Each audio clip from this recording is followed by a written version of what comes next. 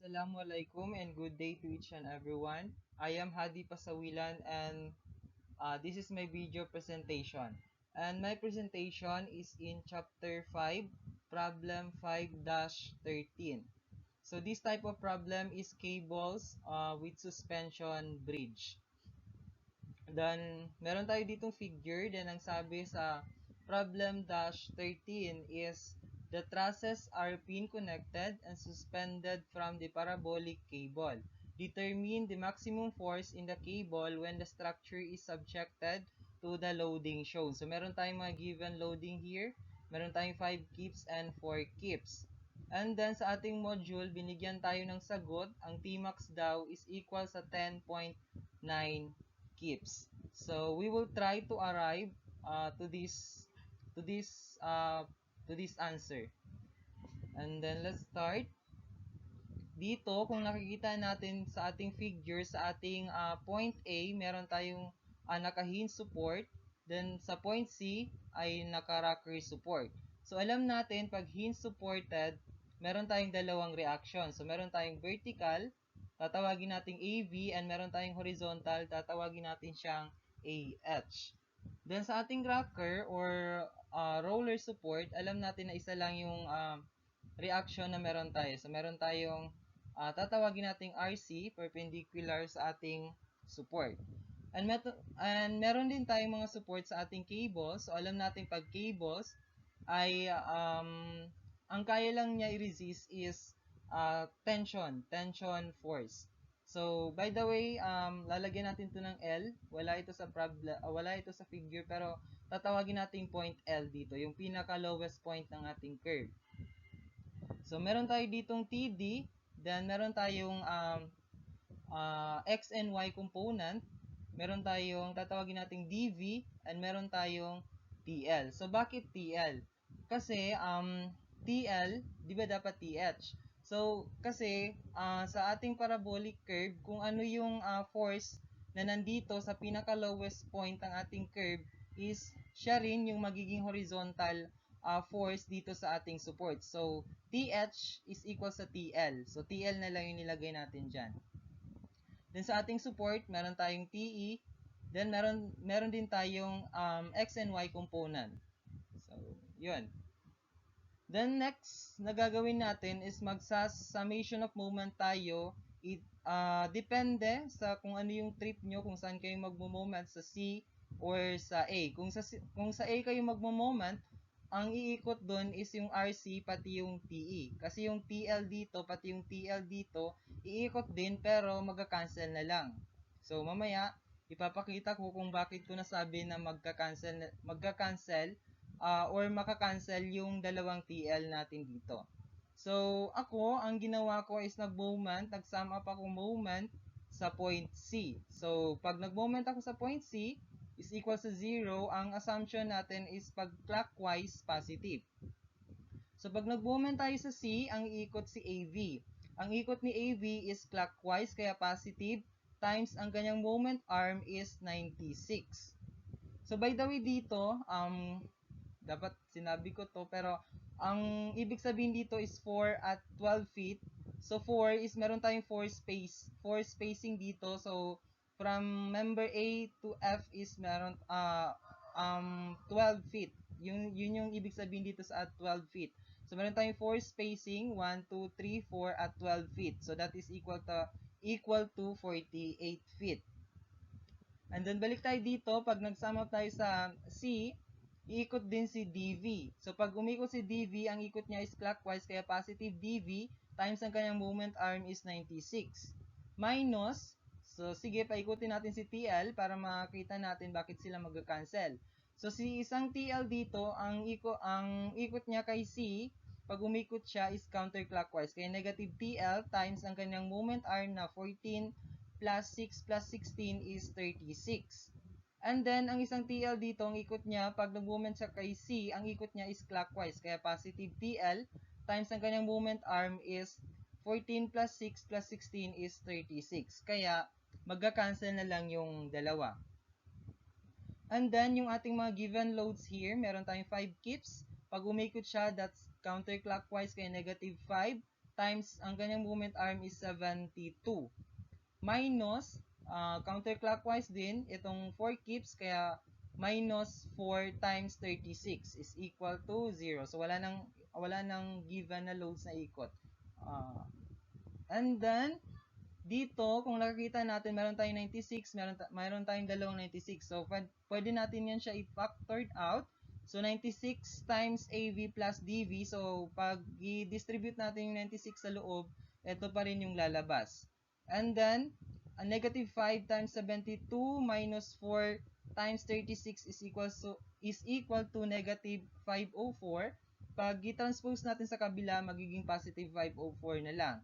And then, divide natin both sides by 96. So, makukuha natin ang 5.20, 5.25. So, ito yung magiging equation number 1 natin. Kasi wala na tayong makukuha dyan. And then, next na gagawin natin is i-consider natin yung half thrust natin. Kasi, kung napapansin natin, symmetrical din yung ating thrust. Kung ano yung makukuha natin dito sa kabila, yun din yung nandito sa kabila. So, kaya, ang i-consider na lang natin is yung half thrust natin. So, depende sa inyo kung saan nyo, kung ano yung gusto nyo i-consider, kung dito ba na banda or dito banda. So, ang i-consider ko is dito banda sa left side. So, pag kinonsider natin yung half thrust sa left side, syempre, kung naka-pin connected to, so lalabas yung mga internal reaction dyan or internal force. So, meron tayong BV, tatawag natin BV, meron tayong BH, and yung ating TL dito sa pinaka-lowest point ng ating curve. So, sige. At half thrust, so magmo-moment tayo, para magamit natin yung equation number 1 dito, magsasum up moment tayo sa kay B. So, pag nagsum up moment tayo kay B, ganun pa rin, pag clockwise positive, so, pag nagsum up kay B, ang ikot pa rin si AV pati DV. Pati yung dalawang TL dito. Pero, dito, hindi na tayo mag-cancel kasi kung napapansin natin, hindi equal yung TL natin dito. Oo, hindi sila equal. Magkapareha, ano tawag dito? Hindi sila pareha ng moment arms, kaya hindi sila magka-cancel. Hindi tulad dito. So, pag nag-moment tayo sa kay B, ang ikot ni AV is clockwise, kaya positive AV times ang kanyang moment arm is 48. And then, ikot din si DV, ang moment arm pa rin niya is 48, minus, eto, counterclockwise yung isang TL dito, kaya negative TL times 36 pa rin. Ito yung kanyang moment arm, 14 plus 6 plus 16. And then, ang isang TL dito, pag umikot kay B, ang ikot niya is clockwise, kaya positive. So, TL, ang kanyang moment arm is from here lang. So, that's 6 plus 16. So, that's 24. No. That's 22. And yung ating given loads here na 5 kips, ang ikot niya is counterclockwise, kaya negative 5 times ang kanyang moment arm is 24. And equals siya sa 0. So, dito meron tayong 48. So, pwede nating i-factor out yan. I-factor out. Then, meron tayong 48 times AV plus DV. So, ito pa rin yun. Pag i-distribute natin 48, ito pa rin ang kakalabasan. And then, meron tayong negative 36 plus 22. So, magiging 14 na lang yun. Negative 14 is equal to negative 5 times 24. Negative 120. Pag nilipat natin sa kabila, magiging positive 120. And then, simplifying further, meron tayo ditong equation number 1. So, pwede natin yun siya tawag dito,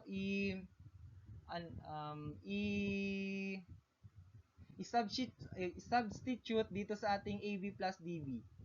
Ito, yung equation number 1 natin, ilalagay natin siya dito sa AV plus DV.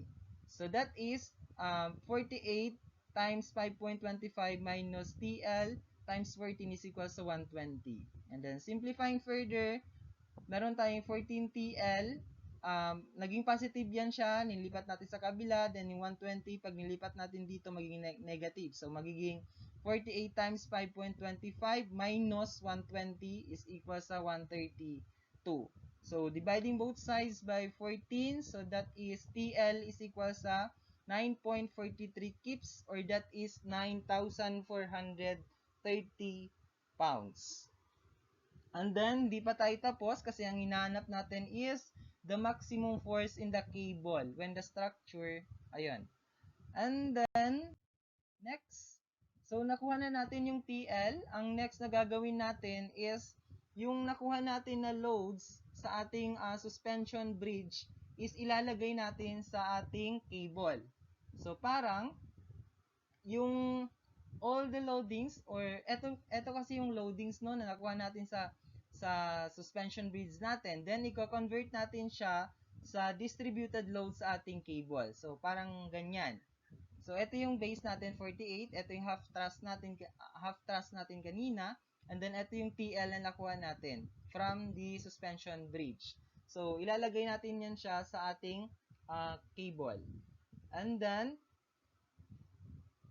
next na gagawin natin is, di ba meron na tayong, nakuha na natin yung TL. So, para makuha natin yung W dito, yung height, is magsa-sum up moment tayo sa D. Kasi pag nag-sum up moment tayo sa D, ang TL kasi nakuha na natin. So, ito na lang yung wala. So, makukuha natin yung value ng ating W.